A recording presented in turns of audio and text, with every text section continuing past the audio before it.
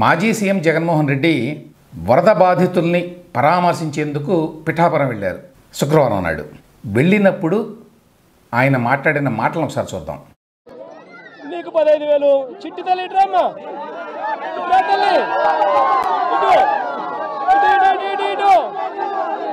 ఇటు దగ్గరకు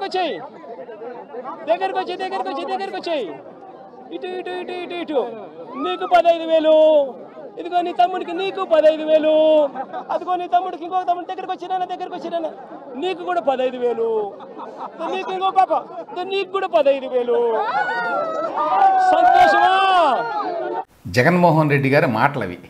నిన్న ఎందుకు ఇంత విచిత్రంగా మాట్లాడుతున్నాడు జగన్మోహన్ రెడ్డి గారు? ఈజ్ ఈ లూజింగ్ ఇట్? అధికారం లేకపోయేసరికి 5 సంవత్సరాల పాటు తిరుగులేని విధంగా మరి పెత్తనం చేసిన తర్వాత ఒక్కసారిగా 11 సీట్లతోటి తగ్గిపోయేసరికి మానసికంగా డిస్టర్బ్ ఏమైనా అయ్యారా జగన్మోహన్ రెడ్డి గారు అని అనుమానం వస్తుంది. ఆయన పిఠాపురం వెళ్ళింది బాధితులను పరామర్శించడానికి. ఆ పరామర్శలు ఏం చేశాడో ఏమిటో తెలియదు. తర్వాత ఇంతకాలం తర్వాత పిఠాపురం వెళ్తే అక్కడ ఏమీ లేదు. యాక్చువల్గా ఆ వరద అంతా కూడా తగ్గిపోయింది ఇప్పటికే. సరే, సహాయ కార్యక్రమాలు ఎట్లా జరుగుతున్నాయి ఏంటి అనేది పర్యవేక్షించవచ్చు. దానికంటే ముఖ్యంగా ఆ ఏలేరు వరద రావడానికి కారణం చంద్రబాబు నాయుడు గారు అసమర్థత, ఆయన ప్రభుత్వ అసమర్థత అని చెప్పి విమర్శించాడు జగన్మోహన్ రెడ్డి గారు. అది ఓకే అంతవరకు. అయితే ఈ సందర్భంగా ఏమాత్రం రెలవెంట్ కాని విషయాలు చాలా మాట్లాడాడు. అంటే తన ప్రభుత్వంలో చాలా పథకాలు ఇచ్చాను అవేవి ఇవ్వట్లేదు అంటాడు ఆయన. ఇప్పుడు ఆ సందర్భంగా మాట్లాడిన మాటలే అవి. అంటే అమ్మఒడి ఇచ్చాను అది ఇవ్వలేదు, ఈ ఇన్సూరెన్స్ ఇచ్చాను అది ఇవ్వలేదు, ఇంకా రకరకాల స్కీములు ఏవో పేర్లన్నీ చెప్పుకుంటూ వెళ్ళిపోయాడు. ఇప్పుడు కొత్త ప్రభుత్వం వచ్చి ఇంకా 100 రోజులు కాల. ఎప్పుడు చంద్రబాబు నాయుడు గారు ప్రమాణ స్వీకారం చేసింది? జూన్ 12వ తేదీన. అంటే 100 రోజులు పూర్తి కాల. ఇంకా అప్పుడే వాళ్ళు ప్రకటించినటువంటి అన్ని స్కీముల్ని 100% అమలు చేయలేరు ఏ ప్రభుత్వం అయినా కూడా. కాబట్టి కొంతకాలం పాటు వెయిట్ చేసి ఒకవేళ నిజంగానే కూటమి ప్రభుత్వం సూపర్ 6 పేరుతో ఇతర రకరకాలుగా చేసినటువంటి హామీలు ఏవైతే ఉన్నాయో అవన్నీ కూడా అమలు చేయడం లేదు, సరిగ్గా అమలు చేయడం లేదు, చెప్పినట్టుగా చేయడం లేదు అని అప్పుడు జగన్మోహన్ రెడ్డి గారు విమర్శిస్తే ఒక అర్థం ఉంటుంది, పాయింట్అవుట్ చేస్తే అర్థం ఉంటుంది. ఈ లోపలే ఇంత డ్రామాటిక్గా అపరిచితుడు క్యారెక్టర్లోకి ప్రవేశించి అట్లా మాట్లాడాల్సిన అవసరం ఉందా? దీన్ని బట్టి మనకు అర్థమైంది ఏంటంటే జగన్మోహన్ రెడ్డి చాలా డెస్పరేట్గా ఉన్నాడు. ఆయనలో డెస్పరేషన్ కనిపిస్తుంది అధికారం లేకపోయేసరికి. ప్రతిపక్షంలో ఉండి కూడా చాలా చేయొచ్చు యాక్చువల్గా, కానీ ఆయనకు అంత ఓపిక ఉండదు. 5 ఏళ్ల పాటు వెయిట్ చేయాలా నేను? ఇప్పటికిప్పుడే 3 నెలలు అయిపోయింది, చూడండి చంద్రబాబు నాయుడు ఏం చేయట్లేదు, కాబట్టి అర్జెంటుగా చంద్రబాబు నాయుడిని పదవిలోంచి దించేసి నాకు మళ్ళీ ఇచ్చేసేయండి అనేటువంటి ధోరణి, ఆ యాటిట్యూడ్ కనిపిస్తుంది జగన్మోహన్ రెడ్డి మాటల్లో. ఇంకా విచిత్రం ఏంటంటే ఇప్పటికీ కూడా ఆయన అలా వచ్చి అలా వెళ్ళిపోతున్నాడు. నిన్న మళ్ళీ బెంగళూరు వెళ్ళిపోయాడు, ఫ్లయింగ్ విజిట్ చేశాడు, నన్నింగ సురేష్ని గుంటూరులో జైల్లో కలిశాడు, అక్కడ ఒక ప్రెస్ మీట్ పెట్టాడు. ఆ తర్వాత ఈ పిఠాపురం వెళ్ళి అక్కడ ఒక ప్రెస్తో మాట్లాడాడు కాసేపు, అయిపోయింది. Back to Bengaluru. 9వసారి ఆయన వెళ్ళడం. మే నెల ఎన్నికలైన తర్వాత ఫలితాలు వచ్చిన తర్వాత 9వసారి బెంగళూరు వెళ్ళిపోయాడు. అంటే 100 రోజుల్లో 9 సార్లు ఆయన బెంగళూరు వెళ్ళటం, బెంగళూరు నుంచి రావడం జరిగిందనమాట. అంటే ఆయన రాజకీయాలు చేస్తున్నటువంటి ఆంధ్రప్రదేశ్లో కంటే బెంగళూరులోనే ఆయన ఎక్కువ టైం స్పెండ్ చేస్తున్నాడు క్లియర్గా. మరి అటువంటి వ్యక్తికి ఏం కమిట్మెంట్ ఉంది రాష్ట్రం పట్ల అని ప్రజలు అనుకోవాలి. అధికారం ఉంటే ఉంటా నేను, 365 డేస్ ఉంటా ఇక్కడే, అధికారం లేకపోతే ఉండలేను అనేటువంటి మెసేజ్ని జగన్మోహన్ రెడ్డి గారు ఇవ్వడం లేదా? ఆయన పట్ల ఏ రకంగా ఆంధ్రాలో ఉన్న ప్రజలు నమ్మకం పెట్టుకుంటారు? ఎందుకంటే ప్రతిపక్ష నాయకుడిగా కూడా చాలామందికి కోపం వస్తుంది ప్రతిపక్ష నాయకుడు అంటే. ఆయన జస్ట్ ఎమ్మెల్యే మాత్రమే, ప్రతిపక్ష నాయకుడు కాదంటారు. కానీ ప్రతిపక్షంలో ఉన్న ఒక నాయకుడు ఆయన ఖచ్చితంగా. ఎందుకంటే ఆయన పార్టీ ఒకటే ప్రతిపక్షంలో ఉంది, 11 మంది ఎమ్మెల్యేలు ఉన్నారు, గతంలో ముఖ్యమంత్రిగా పనిచేశాడు. సో ఆ రకంగా చూసినప్పుడు ప్రతిపక్షంలో ఉన్న పెద్ద నాయకుడు జగన్మోహన్ రెడ్డి గారు.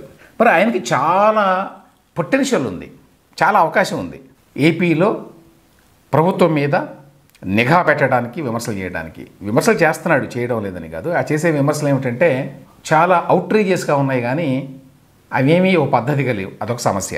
ఆ తొందరపాటుతనం ఉంది.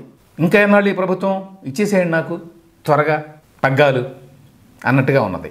రెండవది, అసలు స్టేట్లో టైం గడిపి అక్కడ రకరకాల సమస్యలు ఉంటాయి.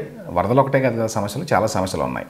కానీ ఆయనకి టైం లేదు. ఆయన ఏం చేస్తున్నాడంటే సాక్షి మీడియాకి డెలిగేట్ చేశాడు మొత్తం ప్రతిపక్ష బాధ్యత. సాక్షి టెలివిజను, సాక్షి న్యూస్ పేపరు, ఆ రెండు ప్లస్ వైఎస్ఆర్సీపీ సోషల్ మీడియా, వీటి ద్వారా జగన్మోహన్ రెడ్డి ప్రతిపక్ష పాత్ర పోషిస్తాను అని చెప్తున్నాడు. తాను ఉండక్కర్లా, తానేం చేయక్కర్లా, ఒక పార్టీగా తాను ఎటువంటి కార్యక్రమాలు చేయక్కర్లా, అప్పుడప్పుడు వచ్చి పేపర్లో వేసుకోవడానికి లేకపోతే మిగతా మీడియాలో రావడానికి కొన్ని యాక్టివిటీ చేస్తాడంతే. Otherwise through his own media outlets ఆయన ప్రతిపక్ష బాధ్యతలు నెరవేరుస్తాడు. మిగతా టైం అంతా బెంగళూరులో ఉంటాడు. అది మెసేజ్. ఈయన పట్ల ప్రజలకి పూర్తి విశ్వాసం కలగకుండా మళ్ళీ ఎప్పటికైనా అధికారంలోకి రావాలి అనే కోరిక ఉంది కాబట్టి జగన్మోహన్ రెడ్డికి బెంగళూరు వెళ్ళి ఈ విధంగా కూర్చుంటే అంత త్వరగా ప్రజలు నమ్ముతారని చెప్పి అనుకోవడానికి లేదు. సీతారాం యేచూరి మరణంతో కమ్యూనిస్టు ఉద్యమంలో ఒక ధ్రువతార పోయినట్టే. యాజ్ ఇట్ ఈస్గా కమ్యూనిస్టుల ప్రభావం బాగా తగ్గిపోయింది.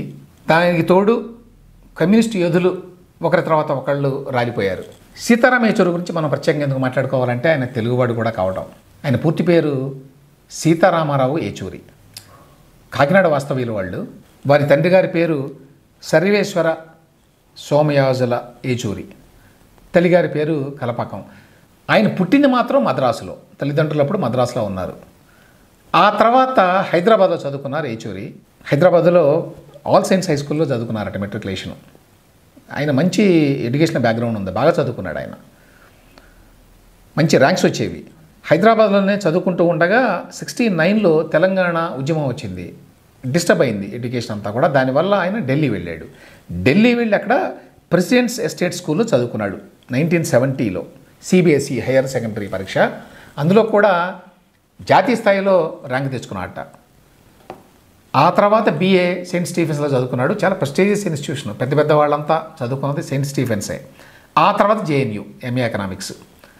జేఎన్యూలో కూడా మంచి ర్యాంక్ సంపాదించుకున్నాడు. ఆ తర్వాత పిహెచ్డీలో జాయిన్ అయ్యాడు. కానీ అంతలోకి ఎమర్జెన్సీ వచ్చింది. ఎమర్జెన్సీలో అతన్ని కొంతకాలం పాటు అరెస్ట్ కూడా చేశారు.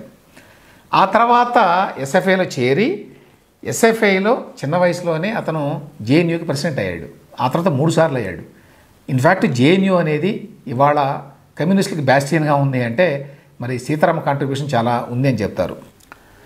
ఆ తర్వాత చాలా చిన్న వయసులోనే 32 ఏళ్ల వయసులోనే అతను సెంట్రల్ కమిటీ సభ్యుడయ్యాడు. ఆ తర్వాత 40 ఏళ్ళకే అనుకుంటాను పొలిట్ బ్యూరో సభ్యుడయ్యాడు. ఆ తర్వాత 3 సార్లు జనరల్ సెక్రటరీగా ఉన్నాడు. సీతారాం యేచూరి గురించి ప్రత్యేకంగా చెప్పుకోవాల్సిన విషయం ఏంటంటే అతను చాలా ప్రాగ్మాటిక్ మార్క్సిస్టు. దానికి బెస్ట్ ఎగ్జాంపుల్ ఏంటంటే 2004లో హరికిషన్ సింగ్ సూర్జిత్ ఆధ్వర్యంలో మన్మోహన్ సింగ్ గవర్నమెంట్కి సపోర్ట్గా ఉన్నప్పుడు సీతారాం యేచూరి కంట్రిబ్యూషన్ చాలా ఉంది. ఈ సంకీర్ణ ప్రభుత్వం సక్సెస్ఫుల్గా నడవటానికి సీతారాం యేచూరి చాలా కృషి చేశాడు. ఆయన ఒక రకంగా హరికిషన్ సింగ్ సూర్జిత్ శిష్యుడు అని చెప్పుకోవాలి. ఈ విధంగా సంకీర్ణ ప్రభుత్వాన్ని నడపడంలో కొంత ప్రాగ్మాటిక్ అప్రోచ్ ఉండాలి అనేటువంటి ధోరణి సూర్జిత్ గారికి ఉన్నది. దానినే సీతారాం యేచూరి కూడా కంటిన్యూ చేశాడు. నిజానికి 2004 నుంచి 2009 వరకు ప్రభుత్వం బాగా నడిచింది. అప్పుడు మన్మోహన్ సింగ్ గారు ప్రభుత్వం. 2009 తర్వాత వాళ్ళు విడిపోయారు. అందరికీ తెలుసు ఏంటంటే అమెరికా న్యూక్లియర్ డీల్ విషయంలో కాంగ్రెస్ పార్టీతోటి ప్రభుత్వంతో విభేదించారు. అప్పుడు ప్రకాష్ కారత్ పార్టీకి నాయకుడిగా ఉన్నాడు. వాస్తవానికి ఏం జరిగింది అప్పుడు అనేది సంజయ్ బారు తన పుస్తకంలో రాశారు, యాక్సిడెంటల్ ప్రైమ్ మినిస్టర్లో. అంటే ఇక్కడ అప్రోచ్లో ఉన్న తేడా ఏమిటి అని తెలుసుకోవడానికి ఉపయోగపడుతుంది ఈ ఘటన. సీతారాం యేచూరి ఏం చేశాడంటే మన్మోహన్ సింగ్ గారి దగ్గరికి వెళ్ళి, ఇదిగో మా కండిషన్స్ ఇవి, సిపిఎం తరఫున మీరు న్యూక్లియర్ డీల్ పెట్టుకోవాలి అంటే అమెరికాతోటి, ఇవన్నీ ఒప్పుకుంటే మేము సపోర్ట్ చేస్తాము, లేకపోతే లేదు అని. దానికి వారు అన్నిటికీ ఒప్పుకున్నారట కాంగ్రెస్ పార్టీ వారు, మన్మోహన్ సింగ్. కానీ లాస్ట్ మినిట్లో ప్రకాష్ కారత్ మాట మార్చేసి లేదు ఎట్టి పరిస్థితుల్లో కూడా అమెరికాకి మేము మద్దతు పలికే పనే లేదని చెప్పి బయటకు వచ్చేశారు. దానివల్ల జరిగిన నష్టం ఏంటంటే 2014లో బీజేపీ చాలా ఈజీగా అధికారంలోకి వచ్చింది. అప్పుడు సీతారాం యేచూరి ఏమి చేయలేక నిస్సహాయంగా ఉండిపోయాడు అనేది సంజయ్ బారు రాసినటువంటి విషయం. ఇక సీతారాం యేచూరి గురించి చెప్పుకోవాల్సిన 2-3 విషయాలు ఏంటంటే ఆయన బహుభాషా కోవిదుడు, పివి నరసింహరావు లాగా. ఎప్పుడో ఢిల్లీ వెళ్ళడం వల్ల తెలుగు బ్రహ్మాండంగా ఏమి రాదు, కానీ బాగానే మాట్లాడతాడు తెలుగుతో పాటు చిన్నప్పుడు మద్రాసులో ఉన్నాడు, తమిళ్ వచ్చు, మలయాళంతో కూడా పరిచయం ఉంది, బెంగాలీ బాగా మాట్లాడతాడు, హిందీ బ్రహ్మాండంగా మాట్లాడతాడు, ఉర్దూ బాగా వచ్చు, ఇంగ్లీష్ చాలా చక్కగా మాట్లాడతాడు. ఇన్ఫ్యాక్ట్ సీతారాం యేచూరి ఒక ఇంటలెక్చువల్ పర్సనాలిటీ సిపిఎంలో. మిగతా వాళ్ళంతా కూడా గ్రౌండ్ లెవెల్లో ఎక్కువ పనిచేసేవాళ్ళు ఉంటారనుకోండి. కానీ సీతారాం యేచూరి యొక్క ఇంటలెక్చువల్ క్వాలిటీస్ మూలంగానే చాలా చిన్నతనంలోనే అతనికి ఆ లేటరల్ ప్రమోషన్ వచ్చింది ఆ పార్టీలో. అంత తొందరగా అంత పెద్ద నాయకత్వ బాధ్యతలు ఇవ్వడానికి కారణం అదే. చాలా పుస్తకాలు కూడా రాశాడు, అందరికీ తెలుసు. ఇంకొక డిఫరెన్స్ ఏంటంటే సీతారాం యేచూరికి సాధారణ కమ్యూనిస్టులు మార్క్సిస్టులకి వాళ్ళంతా చాలా ఐడియాలజీస్ లాగా ఉంటారు ఎప్పుడు. కానీ సీతారాం యేచూరి ప్రత్యేకత ఏమిటంటే అన్ని రాజకీయ పార్టీలతోటి ఆ పార్టీల నాయకులతోటి మంచి సంబంధాలు ఉన్నాయి. నేను చెప్పాను కదా, సంకీర్ణ ప్రభుత్వంలో అందరితో కలుపుగోలుగా ఉండి ఆ ప్రభుత్వాన్ని నడపడంలో అతను కీలక పాత్ర పోషించాడు 2004 నుంచి. దానివల్ల అందరితో సంబంధాలు ఉన్నాయి. ఈవెన్ బీజేపీలో ఉన్నటువంటి కొంతమంది నాయకులతో, అరుణ్ జైట్లీ, సుష్మా స్వరాజ్ ఇట్లాంటి వాళ్ళతో కూడా ఆయన బాగానే ఉండేవాడు. సో ఆ రకంగా అతను టిపికల్ కమ్యూనిస్టులకి భిన్నంగా ఉండేవాడు. అదొక పాయింట్. ఇక వ్యక్తిగత జీవితంలో సీతారాం యేచూరి భోజన ప్రియుడు కొంచెం. ఇన్ఫ్యాక్ట్ నేను ఆయన్ని ఒకసారి 2 ఏళ్ల కిందట అనుకుంటాను కలిశాను ఢిల్లీలో. నా పుస్తకం Maverick Messiah a political biography of NT Rama Rao కూడా ఆయనకి ఇచ్చాను ఆ సందర్భంలో. చార్మినార్ సిగరెట్లు తాగుతాడు, నాన్ వెజిటేరియన్ ఫుడ్ తింటాడు, ఆయన అలవాట్లు అవి. ఆయన అంతకుముందు పెళ్లి చేసుకున్నాడు, వాళ్ళకి 2 పిల్లలు. 2 పిల్లల్లో వాళ్ళ అమ్మాయి అఖిల ఎడిన్బర్గ్ యూనివర్సిటీలో టీచ్ చేస్తుంది. వాళ్ళ అబ్బాయి పేరు ఆశీష్ యేచూరి. అతను జర్నలిస్టు, కోవిడ్లో మరణించాడు దురదృష్టవశాత్తు. ఆ తర్వాత సీతారాం యేచూరి 2వ పెళ్లి చేసుకున్నాడు, సీమా చిస్తి. ఆమె ప్రముఖ జర్నలిస్టు, వైర్కి ఎడిటర్గా ఉన్నారు. గతంలో ఇండియన్ ఎక్స్ప్రెస్, బీబీసీ వేరే వాటిలో కూడా పనిచేశారు. చాలామందికి తెలిసి ఉంటుంది సీతారాం యేచూరి గారి మావయ్య మోహన్ కందా గారు మన యునైటెడ్ ఏపీలో చీఫ్ సెక్రటరీగా పనిచేశారు. తర్వాత చాలా ఉన్నతమైన పదవులు నిర్వహించాడు ఆయన. చాలా పుస్తకాలు కూడా రాశాడు. ఆ పుస్తకాల్లో సీతారాం యేచూరి గురించి కూడా రాశాడు. మోహన్ కందా గారి సోదరి కొడుకు, బాబు అని పిలిచేవాళ్ళం, నాకంటే 7 ఏళ్లే చిన్న, అందువల్ల నాకు తమ్ముళ్లాగా ఉండేవాడు అని చెప్పాడు.